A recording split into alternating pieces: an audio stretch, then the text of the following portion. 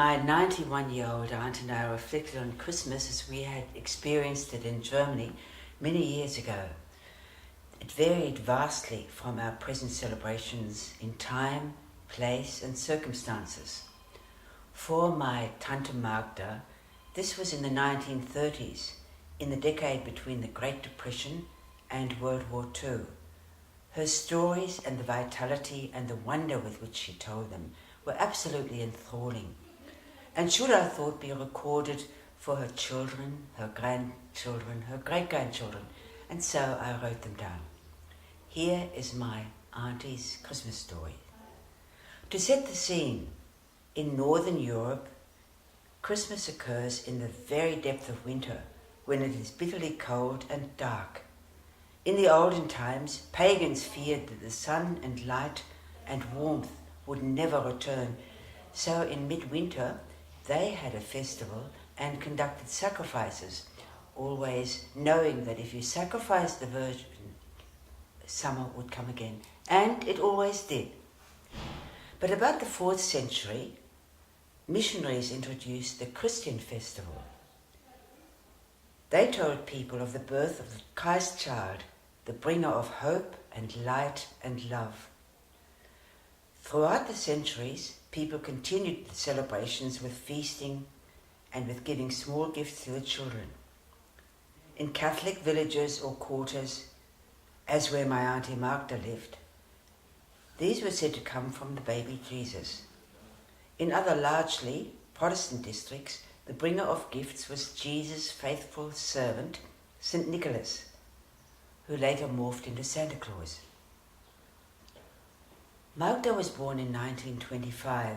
She was the third eldest of a family of 10 children. Their home was an apartment in a city which is now in southern Poland. Magda set Christmas in context. It's awfully cold then, and days are very short. For months there would be snow, and before we went outside we had to put on coats, caps, scarves, gloves and muffs. The youngest 3 kids were too small to walk far in the snow, so when we went to church or visiting, they rode on the sledge which we older ones had to pull and to push. It was very hard, especially when there was a lot of snow. We thought the little ones were very lucky. Every year, she continued, perhaps 2 or 3 months before Christmas, the doll's house we shared would disappear. We were so happy when we got it back at Christmas. It was beautiful. It had some extra furniture, or another room, or some figures, or a wall had been repapered. My aunt explained that the doll's house had been refurnished by their mother, a dressmaker who excelled at crafts. She made the entire family's clothes, often cutting up worn items and salvaging any usable pieces for remaking into a garment. The large family needed to be lived very economically. Magda continued. Before Christmas, Mother baked delicious biscuits with ingredients she had carefully saved over quite some time. Magda glowingly recounted that the aroma of the spices wafting through the tightly locked house smelled beautiful, she said. It smelled of Christmas. She conveyed a marvelous sense of awe and wonder. She said, several weeks before Christmas, my parents bought a goose. It was kept in a cellar in a box so that it wouldn't move.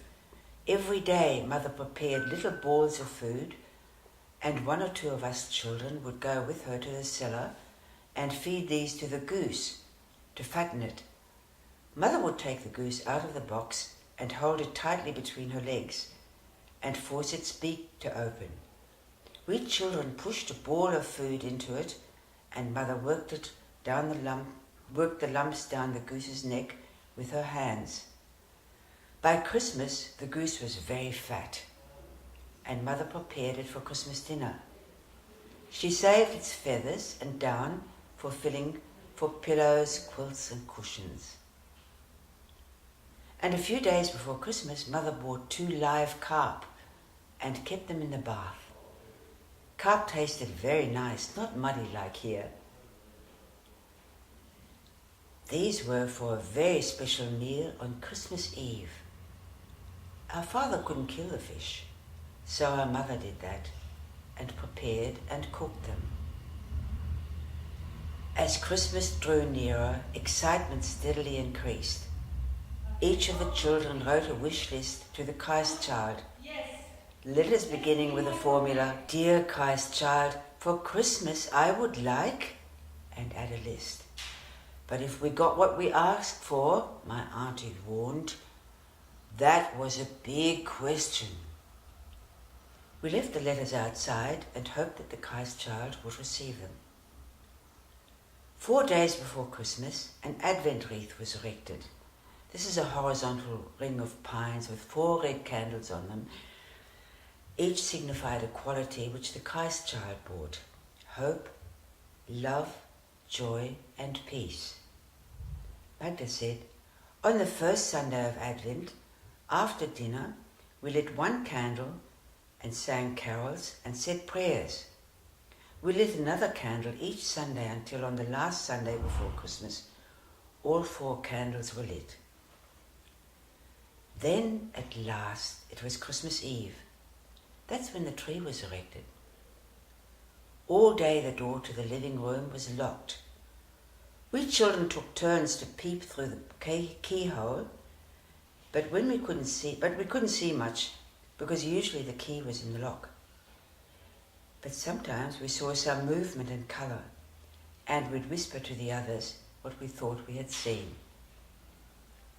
Late in the afternoon, we dressed in our very best Sunday clothes, and at 6 o'clock it was time for our special Christmas Eve dinner. First there was delicious fish soup, which Mother had made from the head and the bones of the carp. And then there was the fish and potatoes and sauerkraut. Magda lingered lovingly over the description of the food and explained that the family's usual fare consisted of potatoes. Meat or fish were eaten only on Sundays, and then the potatoes were cooked specially and made into knödel, dumplings. Then we did the dishes. Everything had to be put away. Then a little bell tinkled, and at last we were allowed to go into the sitting room. She paused, then continued in a hushed tone. It was beautiful. The tree, a spruce or pine, was on the table because there were 10 of us and there wasn't much room. It was decorated and the candles were lit.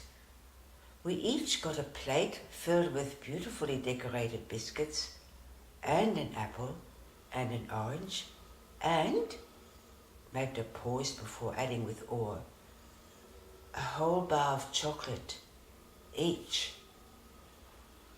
Under the plates were additional gifts for each child, such as a new cap and scarf and mittens, which our mother had knitted, or a jumper, or material for a new nightgown or shirt, or clamps for attaching our ice skates to our shoes. Then we sang Christmas carols, and much later we all walked to church to midnight mass. It was very exciting. Nobody had a car, and you can't hear people walking in the snow. The streets were so quiet.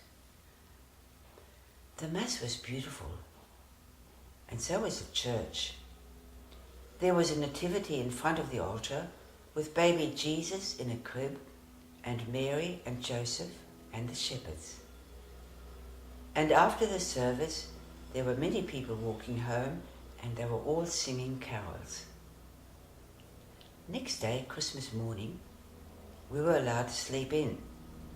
Then after breakfast, we rugged up and walked to the other churches in the city to see their nativities. They were all very beautiful. For dinner we ate the goose, which Mother had roasted to a lovely crisp golden brown, and Kartoffelklöße und Rotkohl, which Mother had These winter vegetables, potatoes and cabbage, became extra special with imaginative cooking. Potatoes were made into dumplings, shredded red cabbage was sautéed with caraway seeds, chopped apples, vinegar, and sometimes with ham and bacon. In the afternoon, we visited our aunts and uncles and cousins. Of course, we couldn't see everyone, so the following day, which is the second day of Christmas, we called on everyone we had not visited yet. And they all visited us. Then, on the next day, our father went back to work. But Christmas was not yet over. In Germany, the tradition remains that the tree is not dismantled until the 6th of January, on Three Kings Day, or Epiphany, when the Magi, those wonderful, wise men, brought gifts to the babe in the manger. They invented the art of giving Christmas presents. Magda and I compared our Australian Christmas and made the general observation that, perhaps due to summer conditions, celebrations here in Australia are more casual and they appear a little less festive. Religious traditions are generally not very significant. In current, affluent times, the emphasis is on Santa Claus and on presents. God's gift of God's self in Jesus tends to be forgotten. However, here, as in Germany, in the past and in the present, Christmas is the time for reaching out, looking back, finding comfort in the magic of the season. It is when we take stock, measure our joy and our pain, when we say this is who we are, what we have become, what we value most of all. Christmas brings loving memories we cherish forever.